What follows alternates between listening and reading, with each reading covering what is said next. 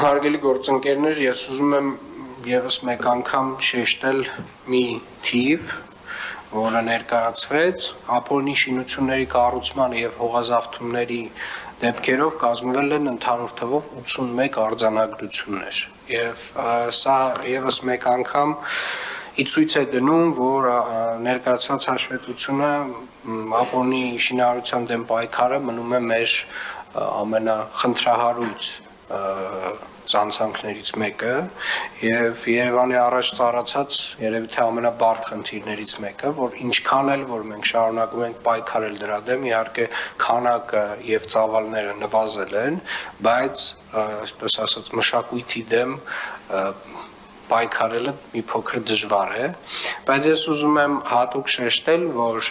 այս վերահսկողական մեխանիզմները, այս պայքարը, այս արձանագրումները, քանդումները, որոնք որ իրականացվում են, վստահորեն մեր մշակույթում եւ վարվելակերպում պետք է փոփոխությունների բերեն եւ մենք պետք է ընկալենք, որ առհասարակ որևէ տեսակի ապօրինի շինարարությունը մեր քաղաքում ընդունելի չէ եւ չի կարող լինել։ Այդ ապօրինի շինարարության պատճառով է, որ այսօր տարատեսակ այգիներում ունենք տարատեսակ շինություններ, որոնց հետո, այսպես ասած, այդ շինությունների չգիտեմ, տերեր կոչենք այդ մարդկանց թե ինչ, այնուամենայնիվ փորձում են պայքարել այդ շինությունները սեփականացնելու համար, երբ որ քաղաքապետարանը փորձում է մաքրել այգիներից այդ տեսակ շինությունները։ Տարատեսակ կրպակները, որ ունենք մայթերի վրա, որ ամբողջապես մայթ են փակում եւ կրկին այն պայքարը, որ տերերը փորձում են մղել, տարբեր նաեւ դատական պրոցեսներ հարուցելով Երևանի քաղաքապետարանի դեմ, հարգելի գործընկերներ, սիրելի երևանցիներ, ապօրինի շինարարությունը Երևան քաղաքում տեղ չունի, ապօրինի շինարարության դեմ Երևանի քաղաքապետարանը պայքարելու է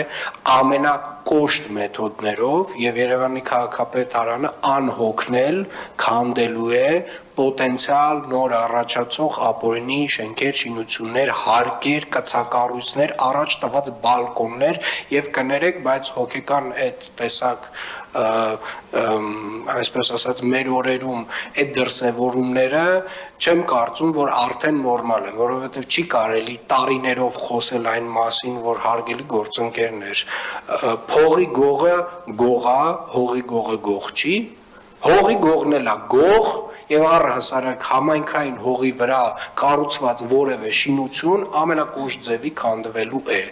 Խնդրում եմ, եկեք փորձենք մեր այս մշակույթից դուրս հանենք այդ ձևը, այդ վարվելը, այդ մտածելակերպը։ Դա առողջ մտածելակերպ չի։ Երբ որ դու մտածում ես, ոնց անես, որ այն բակիտ են ընդհանուր տարածքում են անկյունումը տարածքը քեզնով անես։ Դու ունես վստահաբար ունես համապատասխան մասնագետի հետ որոշակի քննարկման կարիք։ Դա նորմալ չի։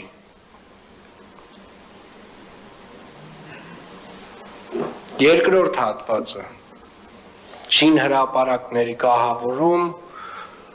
փոշեկլանիչ ցանցեր եւ օդի որակի չափող սարքեր։ Հարգելի գործընկերներ, սիրելի շինարարներ, հարգելի կառուցապատողներ, փոշեկլանիչ ցանցերը ուղղակի ծախս չեն ձեզ համար։ Դա Երևան քաղաքում մարդկանց առողջության խնդիրն է։ Երևան քաղաքում ձմեռվա ժամանակահատվածում իհարկե նաև բնության դիրքավորումով պայմանավորված, բայց այնուամենայնիվ Երևան քաղաքում մենք ունենում ենք շատ ոչ բարենպաստ օդի որակ։ Եվ իրականում, այո, այդ օդի որակի վրա ազդեցություն ունեն նաև շինարարությունները, նաև հանքերը, որոնք որ գործում են Երևանում եւ Երևանից դուրս։ Եվ հարգելի գործընկերներ, այս վերահսկողական մեխանիզմը կրկին անգամ, էլի վերահսկողությունը վերահսկողությամբ, վարչարությունը վարչարությամբ, բայց ես ուզում եմ մի փոքր էլ տենց այս մակարդակում խոսակցություն ունենալ։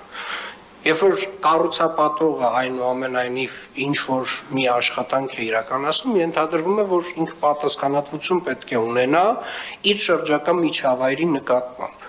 Եվ կառուցապատողը պարտավոր է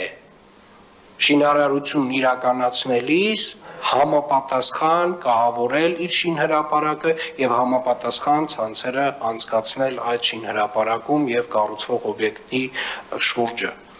Սա պատասխանատվություն է իրեն շրջապատող մարդկանց նկատմամբ։ Սա պատասխանատվություն է տվյալ վարչական շրջանում իր հարևանությամբ գտնվող շենքերում ապրող մարդկանց, այդ շենքերում ապրող երեխաների նկատմամբ։ Եվ ամեն մի կառուցապատող, երբ որ այս քայլերը չի իրականացնում, թող հասկանա եւ պատկերացնի, որ ինչ ասեմ, ինքը տենց որոշ չափով իր փոքր չափով, բայց թունավորում է տվյալ միջավայրը։